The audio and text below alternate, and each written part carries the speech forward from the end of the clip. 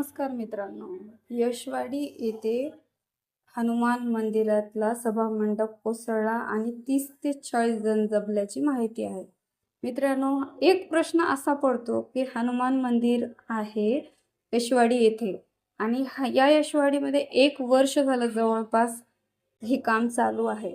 तर प्रशासनाची ही जिम्मेदारी नाहीये का? या मंदिराचं काम चालू आहे तोपर्यंत हे मंदिरात दर्शन भाविकांना घेण्यासाठी बंद करावं. हे नागरिकांच्या सेफ्टीसाठीच आहे ना. हे तिथले जे कलेक्टर आहेत, परभणीचे जे कलेक्टर आहेत संजय सिंग चौहान यांचं बघण्याचं काम नव्हतं का? नागरिकांच्या जीवाशी खेळ करणं हेच या सरकारचं बहुतेक काम झाले. आता त्या मंदिरातला सभामंडप कसा कोसळला त्याची एक व्हिडिओ क्लिप आहे, ती पहा.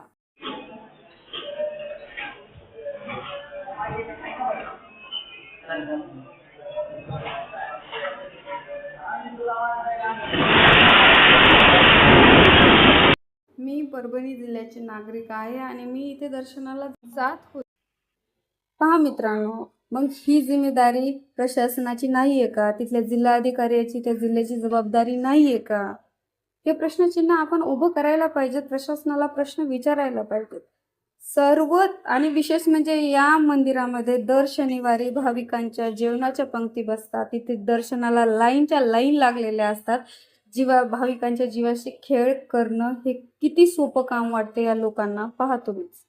आणि प्रत्येक अधिकारी हा तुकाराम मुंढे साहेबांसारखाच प्रामाणिक असेल नाही, कारण याची चौकशी होणं गरजेचं आहे. तिथलं बांधकाम थांबणं, हे बांधकाम कोणत्या कंत्राटदाराला दिलं तर ह्याची माहिती असणं आणि कडक